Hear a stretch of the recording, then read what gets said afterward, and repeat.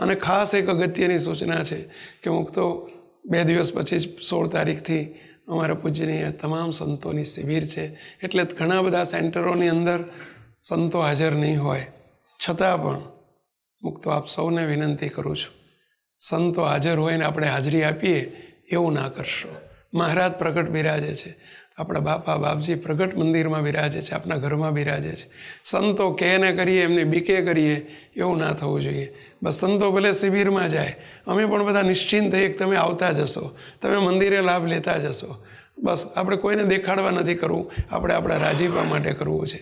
માટે અવશ્ય બધા રાજીપો કમાવાનો આગ્રહ સેવજો, જેથી અમે પણ ત્યાં તમારો ભાગ રાખીને નિશ્ચિંત થઈને શિબિરમાં સુખિયા થઈએ ને તમને પણ એમાં ભાગ આપીએ, તમને પણ એનો શેર આપીએ, શેરિંગ કરીએ, એવી બધાની પાસે વિનંતી છે. તમે અમારો ભાગ રાખજો રોજના જ્ઞાન ધ્યાન ચિંતનમાં, અમારી સાધનામાં અમે તમારો ભાગ રાખશું, એવી સૌને ખાસ વિનંતી.